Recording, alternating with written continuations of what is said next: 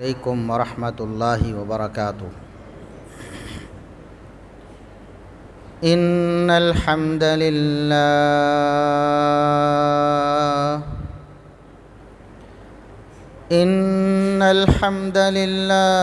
نحمده ونستعینه ونستغفره ونعوذ باللہ من شرور انفسنا ومن سیئات اعمالنا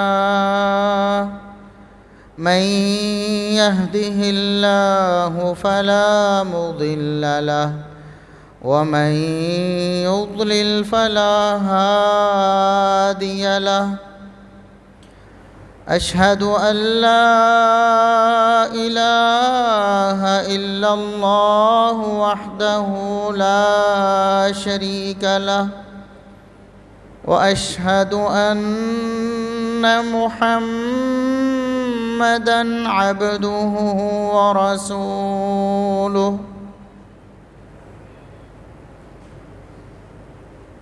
اللهم صل على محمد وعلى آل محمد كما صليت على إبراهيم وعلى آل إبراهيم إنك حميد مجيد اللهم بارك على محمد وعلى آل محمد كما باركت على إبراهيم وعلى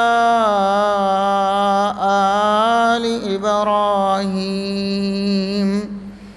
إنك حميد مجيد أما بعد فيا أيها الناس ألا إن خير الحديث كتاب الله وخير الهدي هدي محمد صلى الله عليه وسلم وشر الأمور محدثاتها وكل محدثة بدعة وكل بدعة ضلالة أعوذ بالله السميع العليم من الشيطان الرجيم من همزه ونفخه ونفثه بسم الله الرحمن الرحيم فإن آمنوا بمثل ما آمنتم به فقد اهتدوا وإن تولوا فإنما هم في شقاق فسيكفيكهم الله وهو السميع العليم۔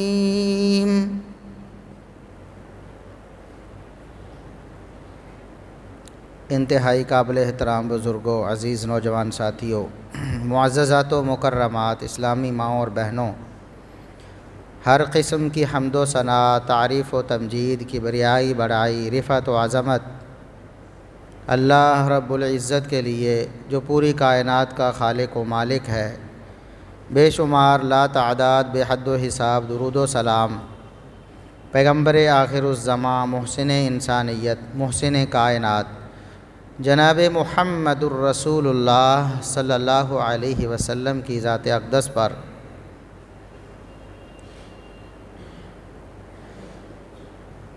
گزشتہ خطبات جمعۃ المبارک میں آپ نے رسول اللہ صلی اللہ علیہ وسلم کی محبت کے حوالے سے اور محبت کے طریقے کے حوالے سے سماعت فرمایا کہ جس طرح آج مسلمانوں نے اپنی طرف سے نبی کریم صلی اللہ علیہ وسلم سے محبت کرنے کے طریقے بنا لیے ہیں، اگر یہ طریقے معتبر ہوتے، اگر یہ طریقے درست ہوتے تو سب سے پہلے نبی کریم صلی اللہ علیہ وسلم کے صحابہ کرام ان طریقوں کو اپناتے کہ آپ صلی اللہ علیہ وسلم کی پیدائش کے موقع پر وہ چراغاں بھی کرتے، جھنڈیاں بھی لگاتے، جلوس بھی نکالتے،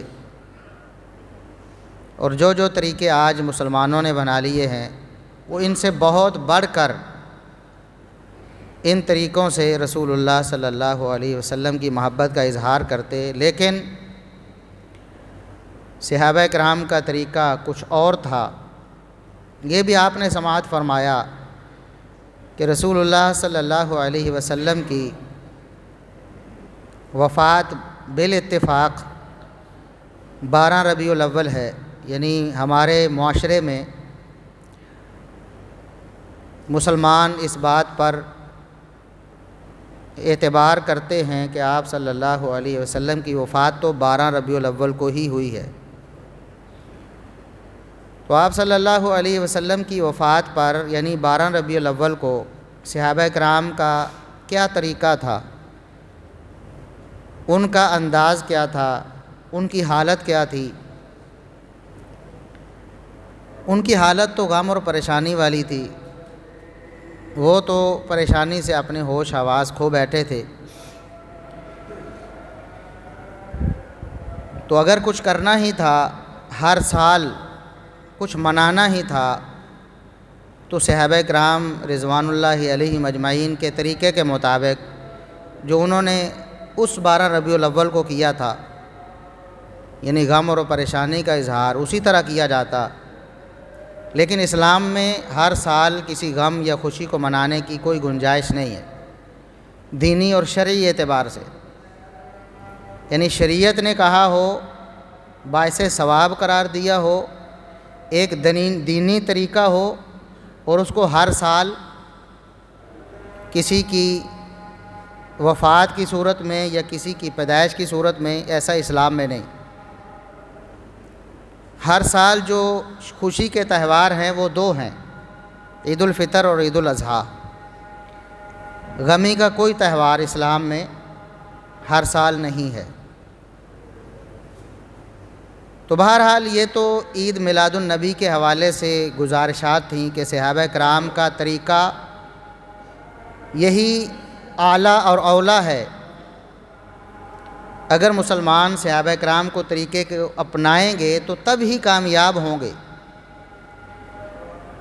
لیکن یہ معاملہ صرف عید میلاد النبی تک محدود نہیں ہے، اور ہمارا یہ دعویٰ صرف عید میلاد النبی کے حوالے سے نہیں ہے کہ صحابہ کے طریقے کو اپناؤ۔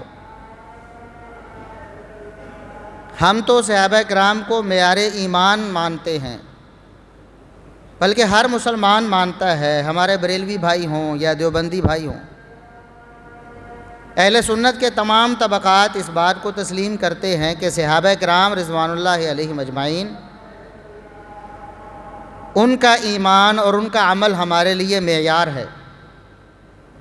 عملی طور پر کبھی مخالفت ہوتی ہوگی، کرتے بھی ہیں لوگ، لیکن اعتقاداً نظریے کے طور پر کوئی بھی مسلمان اہل سنت میں سے صحابہ کرام رضوان اللہ علیہم اجمعین کے ایمان کو یا ان کے عمل کو مسترد نہیں کرتا۔ یہ ایک ایسا مشترکہ کلمہ ہے، ایسی مشترکہ بنیاد ہے کہ جس پر ہم سارے اہل سنت اکٹھے ہو سکتے ہیں، کیونکہ اس میں کسی کا کوئی اختلاف نہیں، سب ہی مانتے ہیں کہ صحابہ کرام کا ایمان اور ان کا عمل وہ سب سے اعلیٰ ہے، سنت کے سب سے قریب ہے، سنت کے بلکہ عین مطابق ہے۔ تو چنانچہ ہم کیوں نہیں دیکھ لیتے عید میلاد النبی کے علاوہ بھی کہ ہمارا اعتقاد کیا صحابہ کرام کے اعتقاد کے مطابق ہے کہ نہیں، ہمارا عقیدہ کیا صحابہ والا ہے، اور ہمارا ایمان کیا صحابہ والا ہے، ہمارا عمل کیا صحابہ والا ہے۔ کیونکہ قرآن نے دو ٹوک الفاظ میں یہ ارشاد فرمایا فَإِنْ آمَنُوا بِمِثْلِ مَا آمَنْتُمْ بِهِ فَقَدِ اهْتَدَوْا،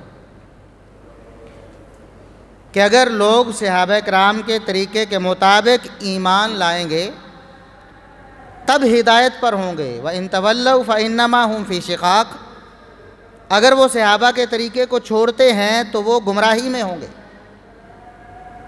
جس کا فیصلہ پھر اللہ رب العزت قیامت کے دن کرے گا۔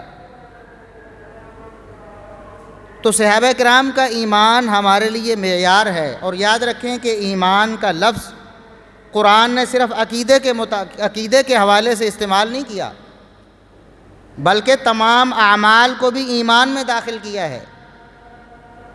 چنانچہ یہ آیت پہلے پارے کے اختتام پہ ہے، آخر میں ہے، اور دوسرے پارے کے شروع میں،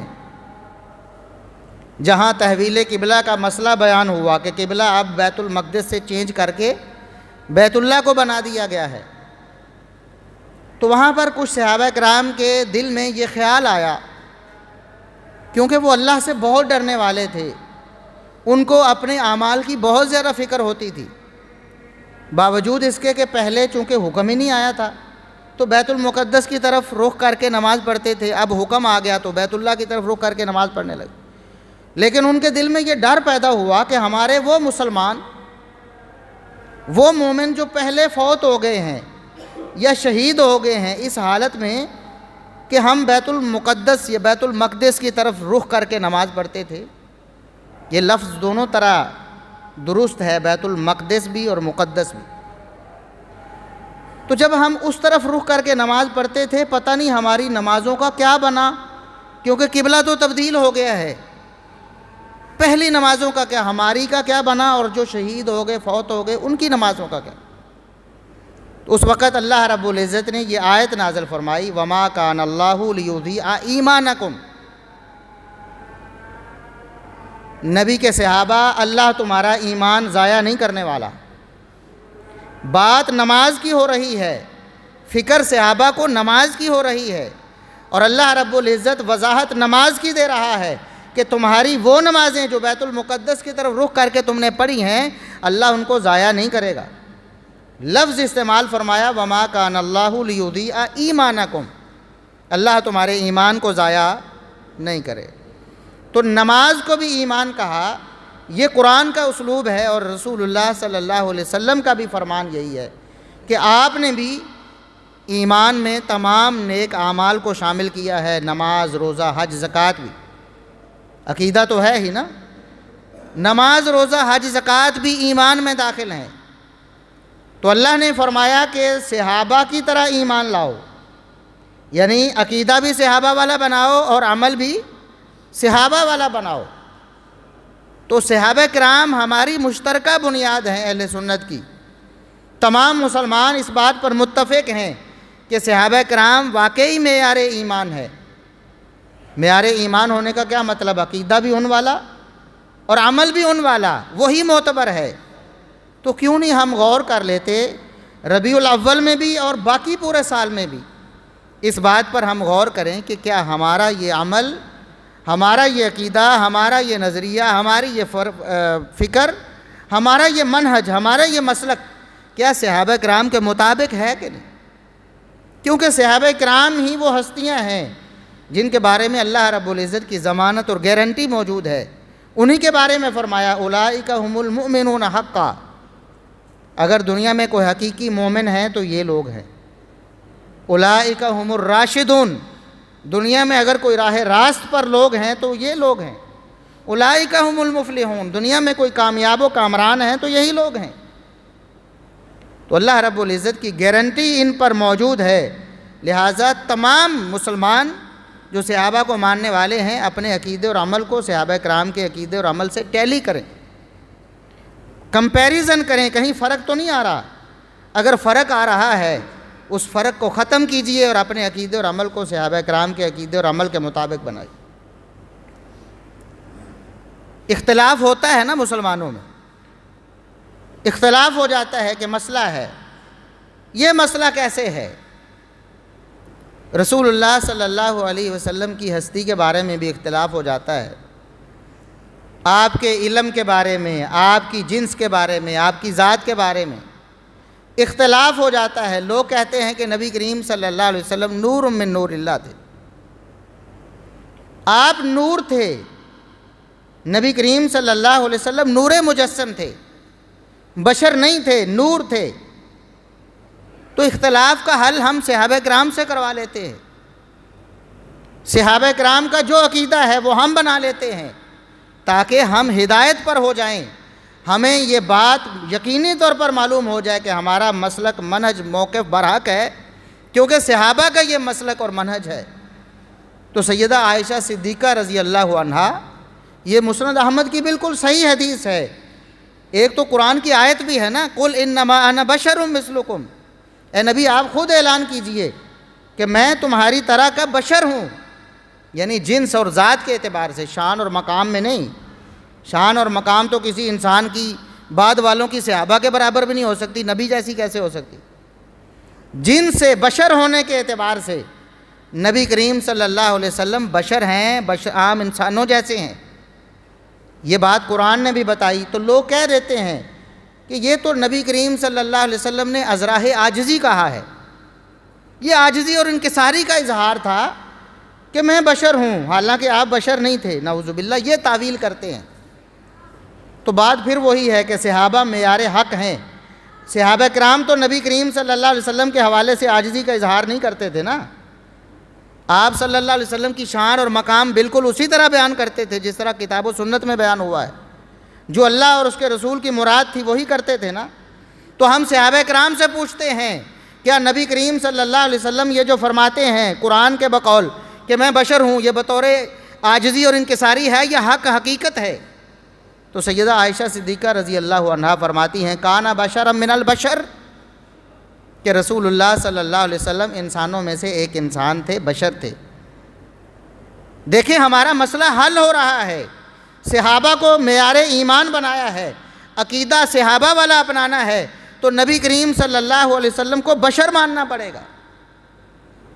آپ کو جن سے بشریت سے خارج کرنا یہ صحابہ کرام کے مسلک اور منہج کے خلاف ہے، لہٰذا کیوں نہیں ہم صحابہ کرام کو معیار بنا لیتے؟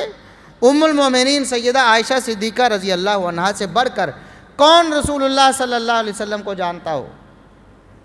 لوگ تو خلوت میں جلوت میں جانتے تھے نا، مجلس میں جانتے تھے، باہر مسجد میں جانتے تھے، یہ عائشہ صدیقہ رضی اللہ عنہا تو خلوت کی بھی ساتھی ہیں، آپ صلی اللہ علیہ وسلم کی زوجہ محترمہ ہیں، آپ صلی اللہ علیہ وسلم کی کوئی چیز سیدہ عائشہ رضی اللہ عنہا سے چھپی ہوئی نہیں تھی۔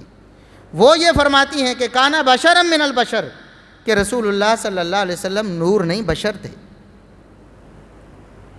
کیوں نہیں ہم صحابہ کے عقیدے کو اپنا لیں؟ آج لوگ یہ عقیدہ بناتے ہیں کہ نبی کریم صلی اللہ علیہ وسلم نور مجسم تھے، آپ نور ہدایت تھے، اس میں کسی مسلمان کو کوئی شبہ نہیں۔ نور ہدایت یعنی آپ صلی اللہ علیہ وسلم نے قرآن و سنت کی جو تعلیمات تھیں ان کے ذریعے پوری دنیا کو روشن کر دیا، جہالت کے اندھیروں کو ختم کر دیا، آپ نور ہدایت ہیں، اس میں کسی مسلمان کا کوئی اختلاف نہیں۔ لیکن اگر کہا جائے کہ نبی کریم صلی اللہ علیہ وسلم ذات کے اعتبار سے نور تھے، آپ کے جسم مبارک سے روشنی پھوٹتی تھی اور آپ کے حجرہ مبارک میں کبھی اندھیرا نہیں ہوتا تھا، تو یہ ایسا موقف اور مسلک ہے جو صحابہ کے موقف اور مسلک کے خلاف۔ صحابہ کرام کیا بیان کرتے؟ صحیح بخاری کی حدیث ہے کہ فجر کی نماز کے لیے ایک اور مسئلہ بھی آ گیا، نماز کے اوقات کا بھی آ گیا، درمیان میں ہی دو مسئلے حل ہو گئے۔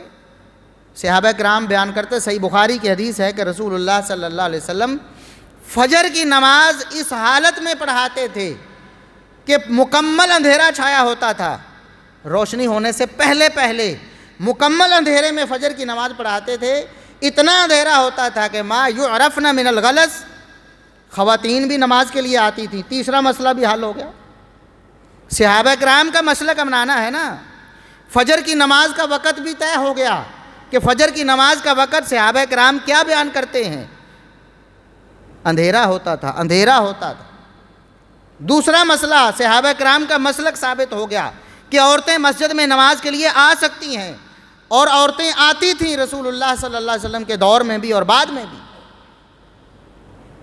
فرماتی ہیں کہ وہ عورتیں سخت اندھیرے کی وجہ سے ساتھ کھڑی ہوئی عورت کو بھی پہچان نہیں پاتی تھی، اتنا اندھیرا ہوتا تھا کہ عورتیں ایک دوسرے کو پہچان نہیں پاتی تھی ساتھ کھڑے ہونے کے باوجود، کیونکہ اندھیرا ہوتا تھا۔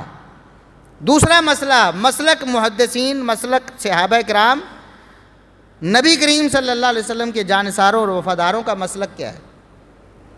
اور تیسرا مسئلہ کہ رسول اللہ صلی اللہ علیہ وسلم نور مجسم نہیں تھے، آپ کا جسم نور کا نہیں تھا، ورنہ صحابہ کرام جہاں موجود ہوں، رسول اللہ صلی اللہ علیہ وسلم جماعت کروا رہے ہوں، آپ کے جسم سے اگر روشنی نکلتی تھی تو وہاں اندھیرا تو نہیں ہونا چاہیے تھا نا۔ پھر حجرے میں اندھیرا ہوتا تھا، یہ بات سیدہ عائشہ صدیقہ رضی اللہ عنہا بیان کرتی ہیں، جو آپ صلی اللہ علیہ وسلم کی حجرے میں تھیں۔ کہتی ہیں کہ میں نے دیکھا ایک رات میں اچانک بیدار ہوئی، رسول اللہ صلی اللہ علیہ وسلم میرے ساتھ بستر پہ سوئے تھے، جب بیدار ہوئی تو آپ صلی اللہ علیہ وسلم بستر پہ نہیں تھے، اور ان دنوں میں گھروں میں چراغ نہیں ہوتے تھے، غربت کا عالم یہ تھا کہ تیل کہاں سے لاتے کہ چراغ کو جلاتے، گھروں میں مہینہ مہینہ فاقے پڑتے تھے، کھانے کو کچھ نہیں ہوتا تھا تو چراغ جلانے کے لیے تیل کہاں سے لاتے۔ یہ سیدہ عائشہ صدیقہ رضی اللہ عنہا بیان کرتی ہیں کہ ان دنوں میں گھروں میں چراغ نہیں ہوا کرتے تھے، تو رسول اللہ صلی اللہ علیہ وسلم بستر مبارک پر نہیں تھے، مجھے تشویش لاحق ہوئی کہ اٹھ کر کہاں چلے گئے ہیں، شاید گھر سے باہر چلے گئے ہیں، تو میں نے آپ صلی اللہ علیہ وسلم کو تلاش کرنے کے لیے ایسے ہاتھ مارا، حجرے میں چھوٹا سا حجرہ تھا، اتنا چھوٹا تھا کہ رسول اللہ صلی اللہ علیہ وسلم تہجد کی نماز پڑھتے اور سیدہ عائشہ صدیقہ رضی اللہ عنہا سوئی ہوتی تو آپ صلی اللہ علیہ وسلم قیام کرتے، جب سجدے میں جانا ہوتا ٹانگیں لمبی کی ہوتی، ہاتھ لگاتے، سیدہ عائشہ صدیقہ رضی اللہ عنہا اپنی ٹانگوں کو سمیٹتی تو پھر آپ صلی اللہ علیہ وسلم سجدہ کرتے۔ اتنی یعنی تنگی تھی حجرے کی، حجرہ اتنا چھوٹا تھا، تو کہتی ہیں کہ میں نے ایسے ہاتھ مارا کہ مجھے پتہ چلے کہ کمرے میں رسول اللہ صلی اللہ علیہ وسلم ہیں کہ نہیں۔ اب دیکھیں سیدہ عائشہ صدیقہ رضی اللہ عنہا کیا کہتی ہیں کہ رسول اللہ صلی اللہ علیہ وسلم کا جسم نور کا نہیں تھا۔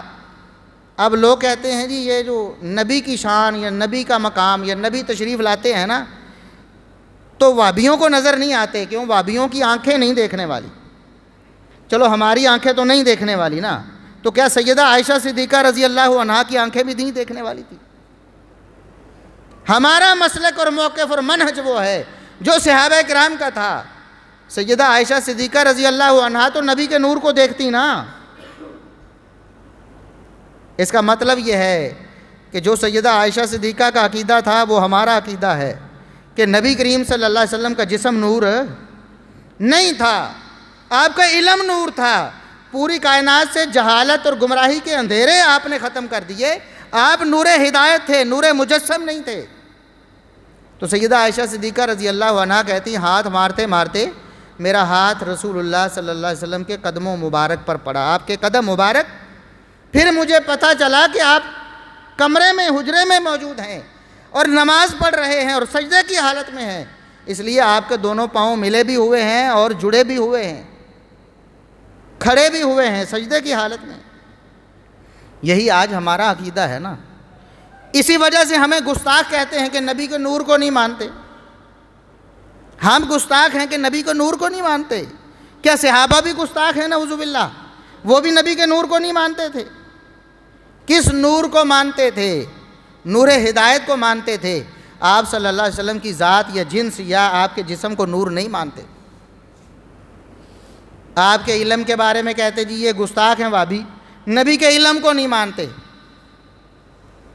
ہمارا بریلویوں کا عقیدہ یہ ہے کہ نبی عالم ما کان و ما یکون، عالم ما کان و ما یکون، جو کچھ ہو چکا اس کے بھی عالم تھے، جو کچھ ہونے والا تھا اس کا بھی علم رکھتے تھے۔ کہتے یہ صحیح عقیدہ ہے، اور وابی گستاخ ہیں، نبی کے علم کو نہیں مانتے، نبی کے علم کو کم کرتے ہیں، کہتے ہیں نبی غیب نہیں جانتے، اس سے نبی کی توہین ہوتی ہے، نعوذ باللہ ثم نعوذ۔ ہم کہتے ہیں یہ مسئلہ بھی صحابہ کرام سے حل کروا لیں، صحابہ کرام سے حل کروا لیں نا، جو ان کا عقیدہ ہے۔ وہ ہمارا عقیدہ ہے یا آپ کا عقیدہ ہے؟ جو ان کا عقیدہ ہے ہم دونوں اس پر متفق ہو جاتے ہیں، مسئلہ ختم کر۔ یہی سیدہ عائشہ صدیقہ رضی اللہ عنہا، ابھی تو سیدہ عائشہ صدیقہ رضی اللہ عنہا پر بات ہو رہی، کتنے مسئلے حل ہو رہے۔ ابھی تو ہم ابو بکر صدیق، عمر فاروق، عثمان غنی، علی المرتضیٰ رضی اللہ عنہم اور دیگر صحابہ کی طرف گئے ہی نہیں ہیں۔ سیدہ عائشہ صدیقہ رضی اللہ عنہا سے سوال کیا ہے ایک تابعی نے، مسروق ہے نام ان کا، تابعی ہیں، شاگرد ہیں سیدہ عائشہ صدیقہ رضی اللہ عنہا کے، حدیث صحیح بخاری میں موجود ہے۔ سوال کرتے ہیں حل رعا محمد ربہ، ام المومنین مجھے بتائیے رسول اللہ صلی اللہ علیہ وسلم کے دنیا سے چلے جانے کے بعد، کیونکہ تابعی ہیں، اگر آپ کے دور میں ہوتے تو صحابی ہوتے، آپ صلی اللہ علیہ وسلم کے دنیا سے چلے جانے کے بعد سیدہ عائشہ صدیقہ رضی اللہ عنہا کے پاس حاضر ہوئے ہیں، انہیں بھی پتہ ہے کہ نبی کو سب سے بڑھ کر کون جانتا ہے، عائشہ صدیقہ رضی اللہ عنہا سے بڑھ کر تو نہیں جانتا نا کوئی، جلوت اور خلوت دونوں کو جانتا۔ پوچھا ہے کہ کیا نبی کریم صلی اللہ علیہ وسلم نے معراج والی رات اپنے رب کو دیکھا ہے؟ لوگ یہ دعویٰ کرتے ہیں کہ نبی کریم صلی اللہ علیہ وسلم آمنے سامنے اللہ رب العزت کے بیٹھے ہیں، بلکہ کئی تو جفیاں ڈلوا رہے ہوتے ہیں، نعوذ باللہ ثم نعوذ باللہ۔ یہ بدترین شرک ہے۔ عرش پر مستوی ہونا اللہ رب العزت کی صفت ہے، مخلوق میں سے کوئی اللہ رب العزت کی صفت میں اللہ کا ہم سر ہم پلہ یا شریک نہیں ہے۔ تو سیدہ عائشہ رضی اللہ عنہا سے سوال، سمپل سوال ہی کیا ہے کہ کیا نبی کریم صلی اللہ علیہ وسلم نے اپنے رب کو دیکھا ہے دنیا میں؟ جواب اتنا ہی تھا کہ نہیں دیکھا، لیکن سیدہ عائشہ صدیقہ رضی اللہ عنہا فرماتی ہے لقد قف شعری مما قلتا، وہ اللہ کے بندے جو تو نے سوال کیا ہے نا میرے رونگٹے کھڑے کر دیے، پریشانی سے میرا برا حال ہو گیا ہے کہ اتنی سادہ سی بات آپ کو معلوم نہیں ہے، اتنی بڑی بات اگرچہ آپ سوال کر رہے ہیں، پوچھ رہے ہیں نا، لیکن اتنی بڑی بات، اتنی واضح اور کھلی بات پوچھ رہے ہیں کہ اللہ کا قرآن نہیں پڑھا، لا تدرکہ الابصار، دنیا کی آنکھیں اللہ رب العزت کو دیکھ سکتی۔ سوال نبی کریم صلی اللہ علیہ وسلم کے بارے میں ہوا کہ کیا آپ نے اپنے رب کو دیکھا ہے کہ نہیں دیکھا؟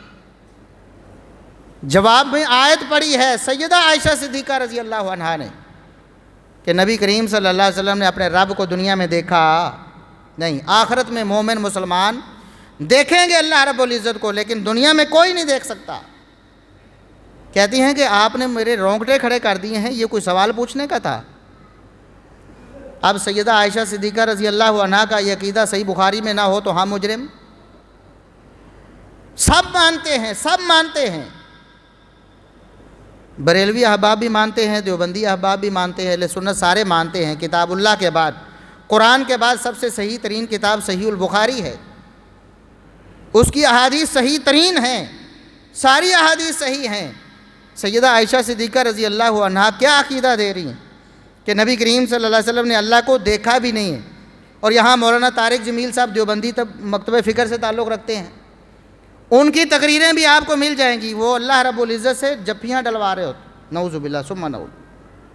اور بریلوی دوست تو پھر بہت ہی آگے چلے جاتے ہیں نا، ڈاکٹر طاہر القادری صاحب اور دیگر جو پیر ہیں اور مرشد ہیں بہت آگے چلے جاتے ہیں۔ کیوں نہیں صحابہ والے عقیدے پہ اپنے آپ کو متفق کر لیتے؟ اتفاق کرنا ہوتا ہے نا کسی مشترکہ بات پہ، تو چلو اتفاق کر لیتے۔ اس سے اگلی بات کہتی ہیں یہ بات تو ٹھیک ہے، تمہیں معلوم ہو گئی کہ نبی کریم صلی اللہ علیہ وسلم نے اپنے رب کو نہیں دیکھا، لیکن اس کے ساتھ ساتھ دو اور باتیں بھی ہیں، یہ تینوں باتیں ملا کر جو تمہیں ان تینوں میں سے کوئی بات بھی کہے وہ جھوٹا ہے۔ تین باتوں میں سے، تین دعووں میں سے کوئی ایک بھی دعویٰ کر دے تو وہ کیا ہے؟ یہ سیدہ عائشہ رضی اللہ عنہا کا فرمان ہے۔ فرمایا جو کہے کہ محمد صلی اللہ علیہ وسلم نے اپنے رب کو دیکھا ہے جھوٹا ہے۔ کیا ہے وہ؟ ہم نہیں کہتے، ہم کون ہیں کہنے والے؟ سیدہ عائشہ صدیقہ رضی اللہ عنہا کہتی ہیں کہ جو کہے کہ نبی نے رب کو دیکھا ہے دنیا میں وہ جھوٹ بولتا ہے۔ اور دوسری بات، جو شخص یہ کہے، اس بات کا سوال نہیں ہوا تھا سیدہ عائشہ رضی اللہ عنہا، سوال صرف یہ ہوا کہ نبی نے رب کو دیکھا ہے کہ نہیں دیکھا۔ جواب میں فرمایا کہ یہ بات بھی جھوٹ ہے اور دو باتیں اور ہیں وہ بھی جھوٹ ہیں۔ جو شخص یہ کہے کہ نبی کریم صلی اللہ علیہ وسلم کو کل کی بات کا علم ہوتا تھا وہ بھی جھوٹا ہے۔ اس کو کیا کہتے ہیں؟ علم غیب۔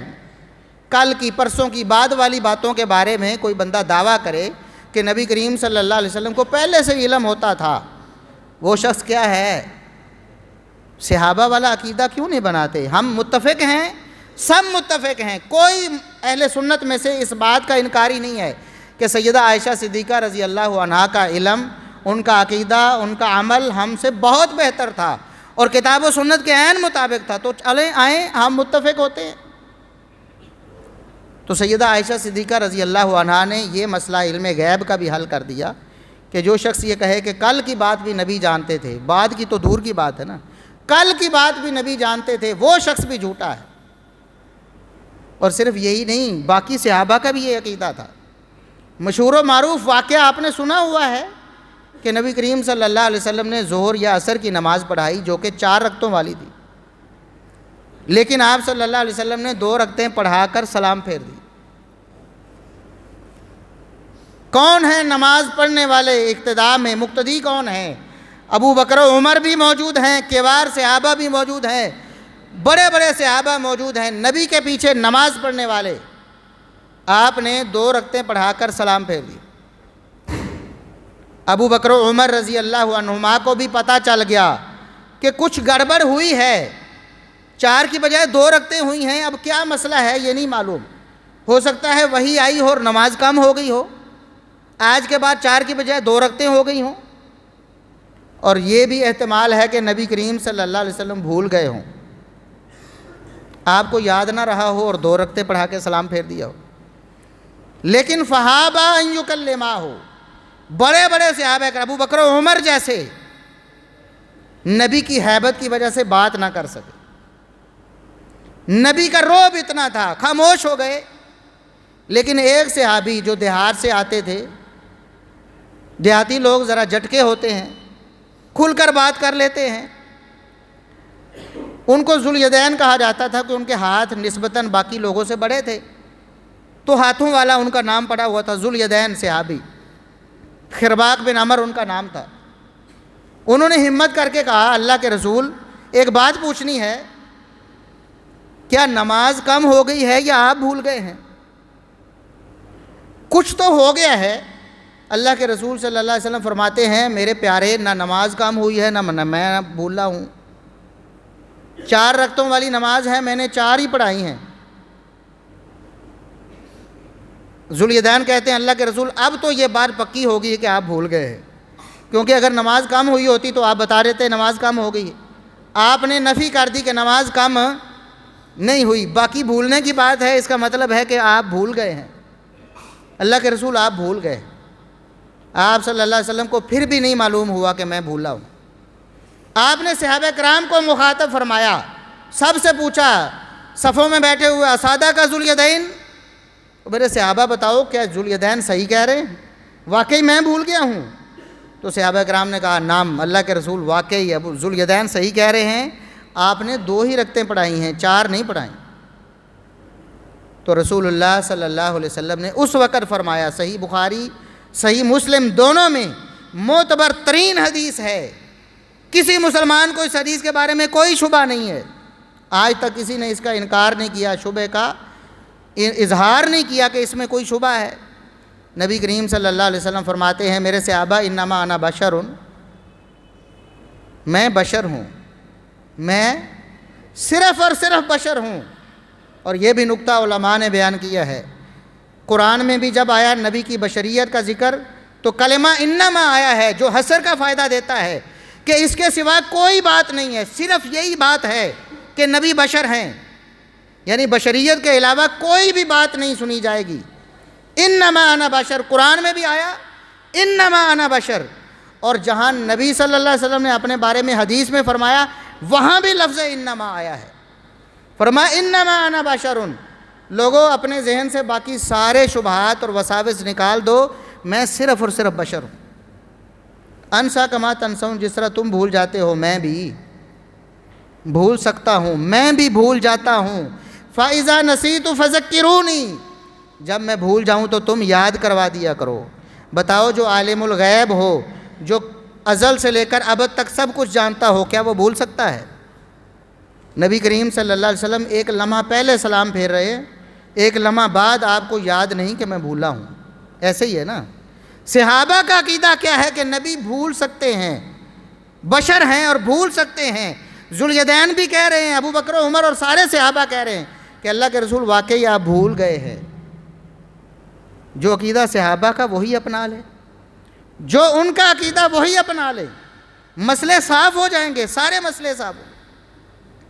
پھر عقیدے کا ایک مسئلہ ہے، لوگ دعا مانگتے ہیں نبی کا واسطہ دے کر، ولی کا واسطہ دے کر، یا اللہ تجھے تیرے آخری نبی کا واسطہ ہے، ہماری دعا قبول فرما لے، یا اللہ تجھے تیرے فلاں ولی کا واسطہ ہے، ہماری دعا قبول فرما لے۔ واسطہ وسیلہ دیتے ہیں نا لوگ، ہمارے دیوبندی بھائی بھی دیتے ہیں، بریلوی بھائی بھی دیتے ہیں۔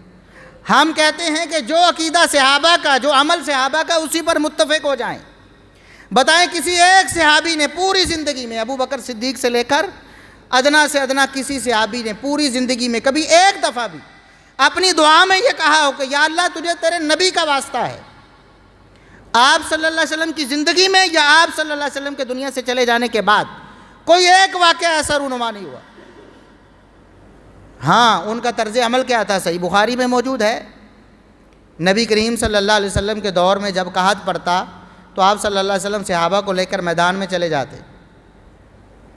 نبی کریم صلی اللہ علیہ وسلم دعا فرماتے، یا اللہ اپنے بندوں کی مدد فرما، بارش نازل فرما، اور صحابہ کرام بعد میں دعا کرتے کہ یا اللہ تیرا نبی ہمارے لیے سفارش کر رہا ہے، تیرا نبی دعا کر رہا ہے، اپنے نبی کی دعا ہمارے حق میں قبول فرما اور ہمیں بارش دے دے۔ بارش نازل ہوا کرتی تھی نبی کی دعا کی وجہ سے۔ ہم بھی کہتے ہیں زندہ نیک لوگوں سے دعا کروائی جا سکتی ہے، یہ وسیلہ جائز ہے اور درست ہے۔ نبی کریم صلی اللہ علیہ وسلم جب دنیا سے چلے جائے، کتنی آسان بات تھی کہ صحابہ پھر بھی نبی کا واسطہ دے۔ آپ کی ذات سے بڑھ کر کسی کی ذات ہو سکتی ہے؟ کہتے سمپل سی بات تھی کہ یا اللہ تجھے تیرے نبی کا وسیلہ ہمیں بارش دے۔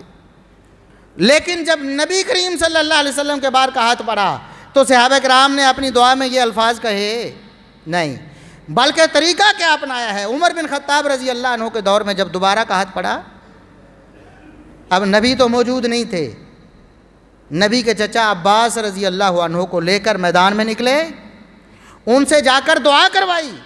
دعا کروانے کے بعد اللہ سے دعا کی کہ یا اللہ انا کننا نستسقی بنبیک، تیرے نبی کی زندگی میں تیرے نبی سے دعا کروا کر تجھے وسیلہ دیتے تھے، یا اللہ تو اپنے نبی کی دعا قبول فرما لے ہمارے حق۔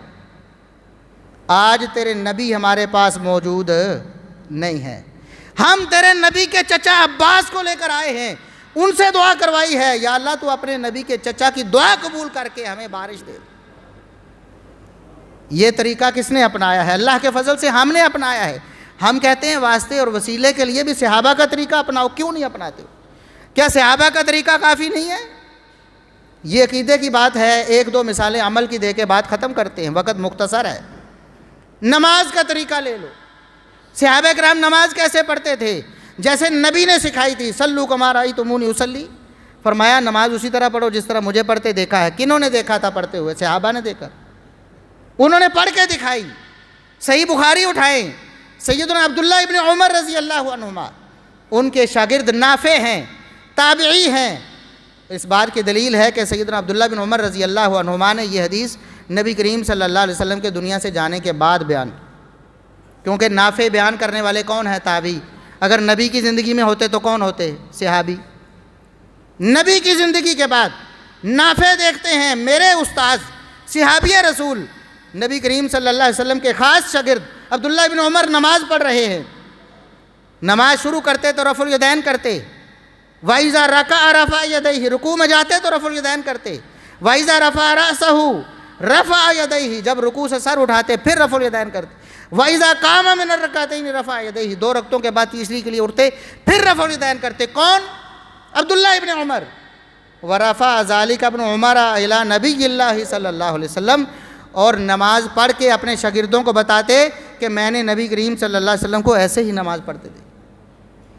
اگر رفع الیدین منسوخ ہوئی ہوتی، لوگ کہتے نا پہلے کرتے تھے پھر چھوڑ دیا، اگر چھوڑی ہوتی تو عبداللہ ابن عمر کو معلوم نہ ہوتا، ابو بکر صدیق رضی اللہ عنہ کو معلوم نہ ہوتا، دیگر کبار صحابہ کرام کو معلوم نہ ہوتا۔ مالک بن حویرث صحیح بخاری میں بیان کرتے ہیں، میں نبی کی آخری زندگی میں ان کے پاس گیا خاص طور پر آپ کی نماز دیکھنے کے لیے۔ اس بات پر اتفاق ہے کہ مالک بن حویرث 8-9 ہجری میں گئے تھے، یعنی بالکل آخر ہے آپ صلی اللہ علیہ وسلم کی زندگی کا۔ کہتے ہیں نا مکے میں کرتے تھے تو مدینے میں آ کے چھوڑ دیا، یہ مدنی زندگی کا بھی آخری دور ہے 8-9 ہجری میں۔ کہتے ہیں کہ یہ صحیح بخاری کی حدیث ہے، میں اسپیشل نبی کی نماز دیکھنے کے لیے آیا اور میں غور سے دیکھتا تھا نبی نماز کیسے پڑھتے ہیں۔ میں نے دیکھا یہ مالک بن حویرث نے خود پڑھی بھی نبی کی زندگی کے بعد، رفع دین کیا، رکوع جاتے سر اٹھاتے رفع دین کیا اور بتایا کہ میں نے نبی کریم صلی اللہ علیہ وسلم کو ایسے ہی دیکھا۔ ابو حمید ساعدی رضی اللہ عنہ، جامع ترمذی میں تفصیلی حدیث موجود ہے، صحابہ کا ایک گروہ ہے جس میں کم از کم 10 صحابہ موجود ہیں، ان کی موجودگی میں کہتے ہیں میری نماز دیکھو، کیا میں کہیں نبی کریم صلی اللہ علیہ وسلم کی سنت کے خلاف تو کوئی کام نہیں کر رہا؟ کیا میری نماز نبی کے مطابق ہے؟ بتانا ہے تم نے۔ نماز پڑھی، شروع میں رفع الیدین کیا، رکوع میں جاتے سر اٹھاتے رفع الیدین کیا، اور بعد میں نماز کے بعد صحابہ سے پوچھا کیا میری نماز نبی کی نماز کے مطابق ہے؟ سب نے بالاتفاق کہا آپ کی نماز بالکل نبی کی نماز کے مطابق ہے۔ یہ نبی کی زندگی کے بعد کی بات، کیوں نہیں صحابہ کو ہم معیار ایمان و عمل قرار دیتے؟ اور عطا بن ابی رباح تابعی ہیں، سینکڑوں صحابہ کرام کے شاگرد ہیں۔ صحیح بخاری میں معلقاً امام بخاری رحمۃ اللہ علیہ نے یہ روایت ذکر کی ہے اور دیگر کتابوں میں موصولاً بھی موجود ہے کہ عطا بن ابی رباح کہتے ہیں میں مسجد میں تھا، پوچھا گیا کہ عبداللہ ابن زبیر جو صحابی رسول ہیں، سیدنا ابو بکر صدیق رضی اللہ عنہ کے نواسے ہیں، پوچھا گیا عطا سے کہ عبداللہ بن زبیر آمین کہتے تھے؟ کہا تم عبداللہ بن زبیر کو کی بات کرتے ہو، وہ امام ہوتے تھے، پیچھے سینکڑوں مقتدی ہوتے تھے، سب آمین کہتے تھے، اتنی آمین کہتے کہ مسجد گونج جایا کرتی تھی۔ صحابہ کے عقیدے کو، صحابہ کے عمل کو معیار بناؤ۔ اللہ رب العزت سے دعا ہے کہ اللہ رب العزت ہمیں صحابہ کے عقیدے اور عمل پر اپنا عقیدہ و عمل استوار کرنے کی توفیق عطا فرمائے۔ وآخر دعوانا ان الحمد للہ رب العالمین۔